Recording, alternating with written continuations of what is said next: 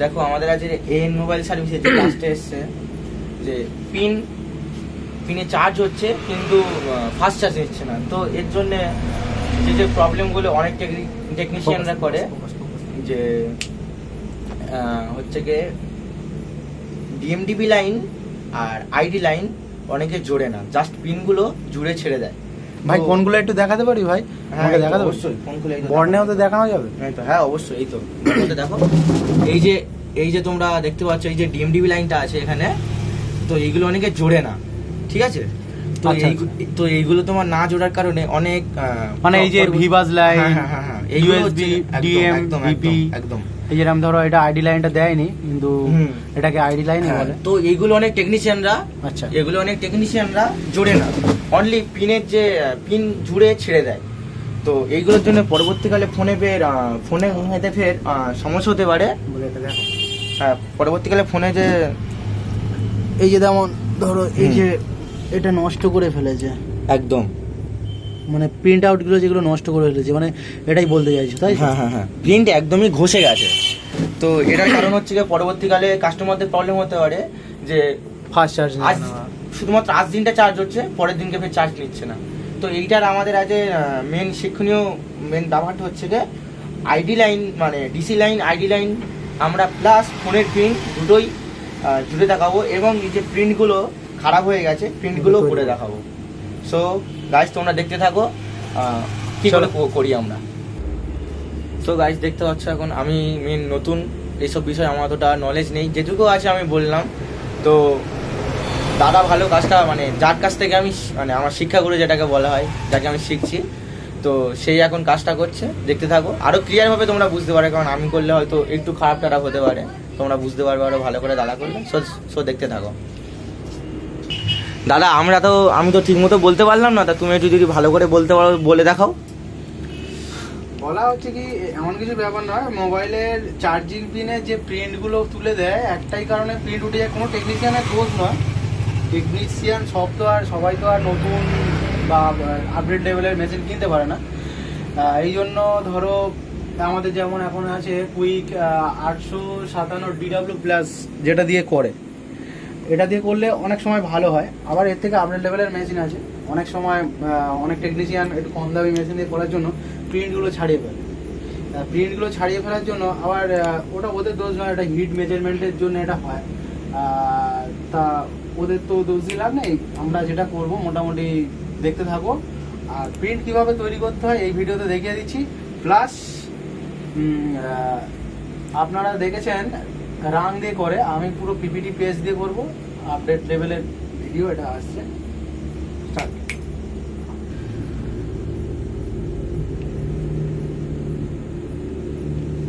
এমন করে প্রথম ফার্স্ট পেস্ট দিয়ে নিতে হবে, ঠিক আছে? চয়ন ভাই তুমিও দেখো। অবশ্যই।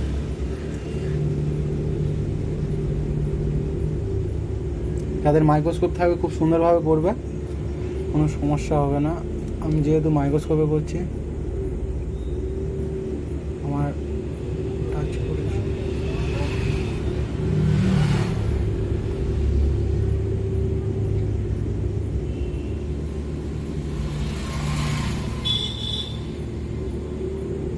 জুমিং আছে তো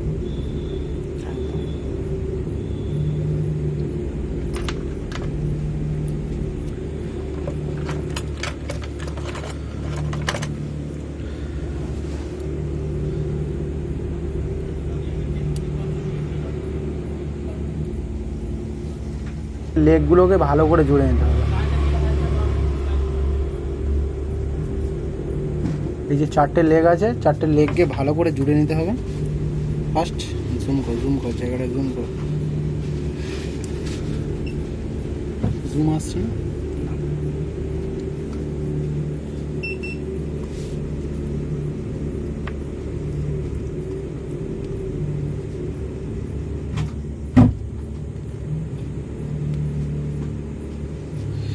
এরকম সমস্যা পেস্ট দিয়ে নেবে।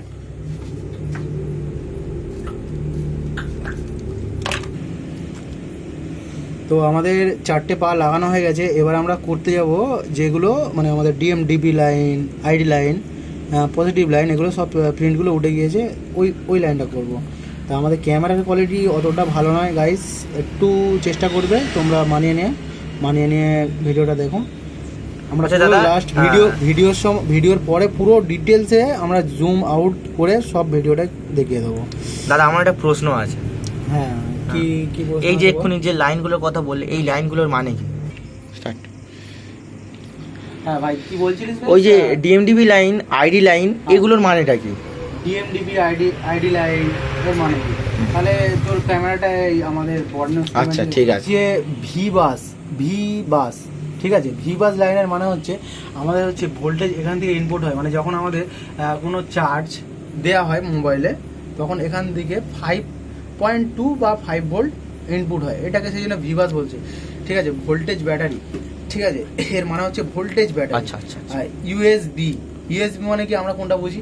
ডাটা কেবল কি, হুম। ইউএসবি পোর্ট যেটাকে আমরা বলি। হ্যাঁ। পিএমআই ডিএম এর মানে হচ্ছে এদের থেকে ডাটা মাইনাস হয়। আচ্ছা। যখন আমরা কম্পিউটার থেকে কোনো ডাটা কেবলের দ্বারা আমরা যখন গান নিই, আচ্ছা, আচ্ছা। ফটো নিই, কোনো ডকুমেন্টস নিই, তখন এর দ্বারা আমাদের ফোনে যখন এটা আসছে, তাহলে এটা কম্পিউটার থেকে আসছে, মানে তার মাইনাস হচ্ছে, সেই জন্য ডিএম ডাটা মাইনাস। মানে ডিএম এর মিন হচ্ছে ডাটা মাইনাস। ডাটা মাইনাস, ঠিক আছে। এবার ইউএসবি পিএমআই ডিপির মানে হচ্ছে কি ডাটা প্লাস।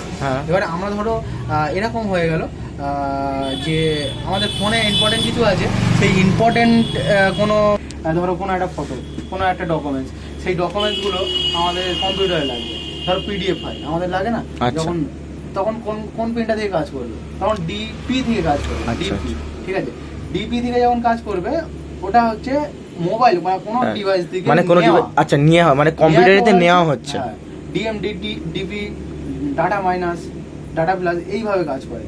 আর আরেকটা জিনিস বলে দিই, আরএক্সটিএক্স এর মানে কি? অনেক সময় ডিএমডিবি না থাকতে পারে, আরএক্সটিএক্স থাকতে পারে। আরএক্সটিএক্স এর মানে কি?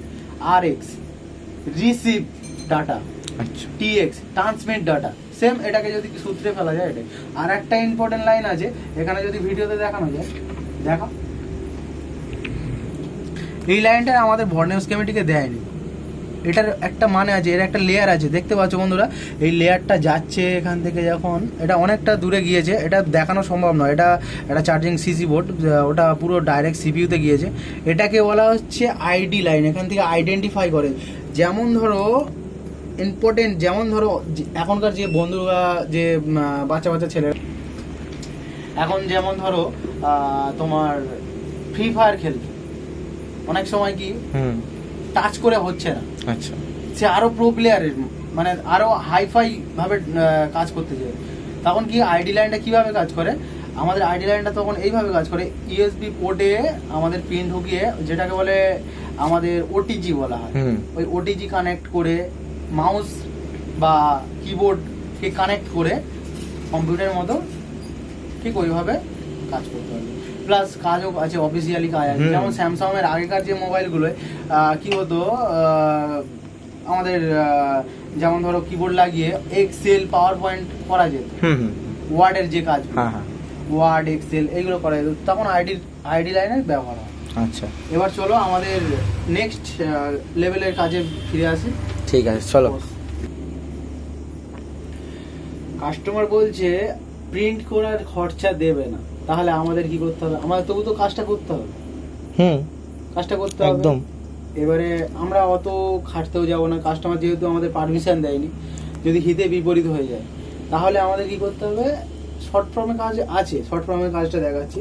যেহেতু কাস্টমার চাইছে না প্রিন্ট তৈরি করাতে, উনি বলছে যে পরবর্তীকালে যদি কোনো সমস্যা আছে, অত টাকা দিয়ে প্রিন্ট না তৈরি করে আমি যদি জাম্পার, আমি আমার ভাষায় বলছি, এটাকে জাম্পার মেরে করে দেওয়া যাবে, সেটা বলতে রাজি হয়ে গেল। কাস্টমার বলছে যে তাহলে তুমি কম খরচায় করে দাও, কিছু করার নেই তো বন্ধুরা, তাহলে আমাকে এইভাবেই করতে হবে, না হলে তো আমি আর সেই রকম টাইম দিতে করতে পারবো না, আর ওইভাবে অনেকটা খাটনিও হয়ে যাবে। তবে এই নেক্সট ভিডিওতে আমরা প্রিন্ট কীভাবে তৈরি করতে হয় এটা বলে দেবো, যেহেতু আমাদের কাস্টমার ভাই বলছে প্রিন্ট না করতে, সেই জন্য আমরা জাম্পার মেরে করে দিচ্ছি। আর নেক্সট ভিডিওতে আমরা কিভাবে প্রিন্ট করতে হয়, মানে যখন ওই কাজটা আসবে অবশ্যই, তাহলে আমরা করব। ঠিক আছে, ঠিক আছে, ঠিক আছে। সো হ্যালো গাইস, দেখতো এবার আমাদের ফোন রেডি আছে, তোমরা দেখে নিতে পারো। তো দাদা ফুল সব কিছু সারিয়ে দিয়েছে, মানে কমপ্লিট করে ফেলেছে। তো এবার তোমাদেরকে দেখানোর জন্য আবারও জিনিসটা খুলতে হচ্ছে, কারণ আমাদের একটা টেস্টের ব্যাপার আছে। টেস্ট না করলে কাজটা করবো, আমাদের টাইমটা হয়ে যাবে, প্লাস কাজটা আবার হলো না, এটা অন্যরকম টাইপের মানে মুড রিয়াকশান হবে। তো তার জন্য আমরা ফার্স্টে চেক করলাম, চেক করে তোমাদের জন্য ফের খুলছি, খুলে ফের দেখানো হবে, ঠিক আছে? তো দেখানো হচ্ছে পরে।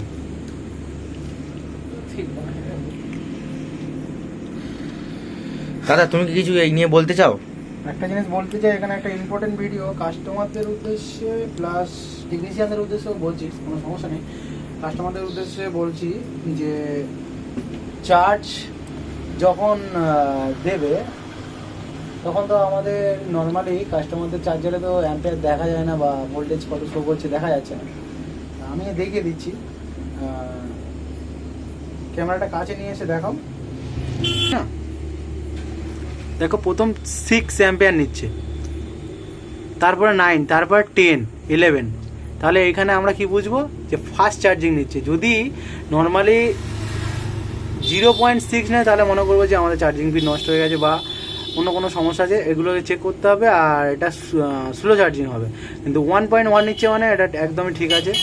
এবারে যেমন ব্যাটারি তেমন অ্যাম্পিয়ার নেবে, এটা হচ্ছে প্রতিটা ফোনের বিভক্ত করা আছে।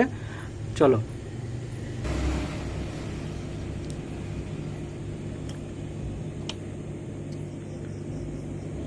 ডিএমডিপি হয়তো দেখা যাচ্ছে না ঠিকঠাকভাবে, আমরা পরের ভিডিওতে দেখিয়ে দেবো। কিন্তু তবে কাজটা সাকসেস করেই তারপরে আমরা কাজটাকে করলাম। তো পরের ভিডিওতে আমরা ভালোভাবে ফেস করে, কারণ আমাদের ক্যামেরাটা ডিস্টার্ব হচ্ছে বলে সেই জন্য এরকমভাবে করলাম। তো চলো বন্ধুরা, এখন এই অবধি।